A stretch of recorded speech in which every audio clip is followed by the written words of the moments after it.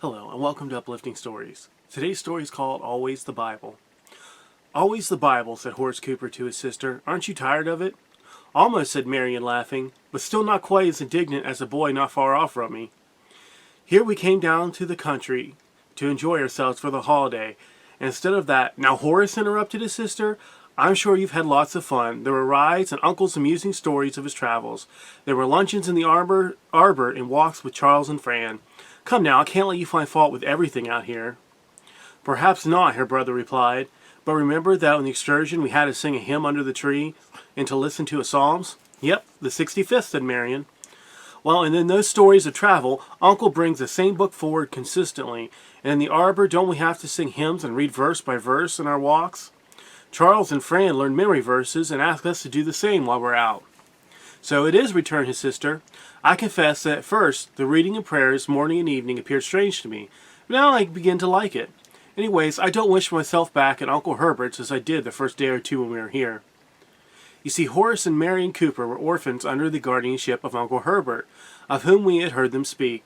When about 10 years of age, they had been sent to boarding schools in the city. A few summers after this, we find them spending a vacation with Uncle Locksley down in Cornwall, as their Uncle Herbert always called him. A beautiful place was Fernley, as Mr. Locksley's place was called. The house had ivied walls surrounded by gardens. That evening in the cheerful drawing room at Fernley, Mrs. Locksley, Marion, Fran, Charles, and Horace awaited the arrival of Mr. Locksley. Charles had discovered that there was a particularly interesting story for this evening, and even Master Horace was ready to listen and applaud. At length Mr. Locksley entered and took his armchair. Bertha, he said, addressing his wife, I have a long letter to read to you. What's the matter, Fran? How crestfallen you look, my child, and Marion too. Oh, Father, it's our story. We thought you would begin now. Oh, I see. There's a merry twinkle in his eye, as Charles explained their downcast looks. I see, continued the man with an assumed gravity. The letter will have the goodness to wait a while. Everyone smiled assently. Mr. Locksley cleared his throat, and the story began. When I was a boy, everyone looked up. Well then, I'll choose a less antiquated beginning, he said. The snow lay thick on Salisbury Plain as I rode home from school on the top of a stagecoach. Dark and dismal was the night, not a star to be seen.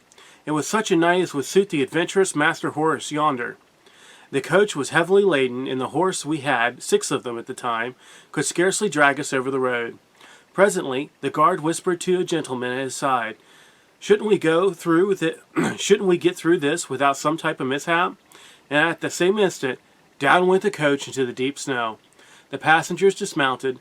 The horses struggled. Still it was evident that without more horses the coach would not move. A conference was then held, and it was resolved that the larger number of passengers, with the guard, should proceed to the nearest village and send for help immediately. But how could they find the way? Hush, I'm going to tell you, he said.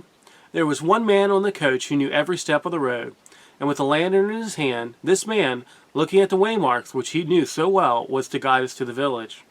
That was great, said Horace, who was all attention at this point. This man was called Guidewell, and an honest guide he was.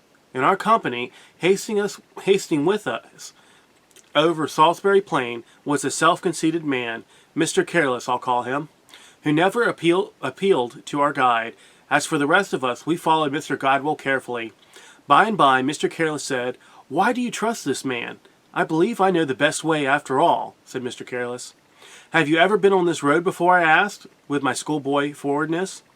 Why, not exactly, he replied, but I'm tired of hearing the constant appeals to Mr. Guidewell. I wonder if you will join me to strike off to the left and find our own way, as best we can. Oh, how foolish, cried Fan, interrupting the story. That's silly, cried Horace. When one has a guide who knows the way, surely no one would go off alone and be lost. Mr. Locksley looked grave. In vain we argued with this man, but in vain we called our guide and questioned him as to the safety of such a course. Mr. Guidewell asserted that the path from which he pointed out was the only safe course, but Mr. Careless shook himself away, saying, Always this Guidewell, always that Guidewell. I'm tired of him. Uncle, the man must have been mad, the children said. Was he ever heard from again? Asked Charles. Mr. Locksley looked grave. You are wrong, he said. For happily some of the words which Mr. Guidewell uttered made a deep impression on the mind of Mr. Careless here, and before he had walked 100 yards he returned around and acknowledged his mistake. All brightened at this unexpected conclusion, and during the next 5 minutes the children expressed their opinions of the story. "But father hasn't finished," suggested Fran presently. "Well, perhaps I should tell you that we reached the village in safety, and that the coach was soon out of the hole. The part of my story I want to impress on your memories is the adventure of Mr. Careless." There was a pause, and then Mr. Locksley, in his kindest manner, said, "Horace, my boy, come here." Horace obeyed, and Marion, you too. Marion came to the other side. Their uncle took a hand in each of his. "This morning," said Mr. Locksley, "I accidentally heard these words from my garden. 'Always the Bible. Aren't you tired of hearing it?' I stayed to hear no more, but I told you this story to help you. If a man refuses to be guided by the Bible, if he chooses his own path, what should be said of him? Will not the words uttered a moment ago express it? How foolish!" The brother and sister chose God's word for their guide from that point on, and the motto of their lives had become always the Bible. The Bible's our guidebook for life. There's a reason God gave it to us. It gives us direction on how to live and how to maintain a happy, good, caring life.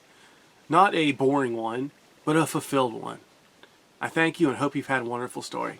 Bye-bye.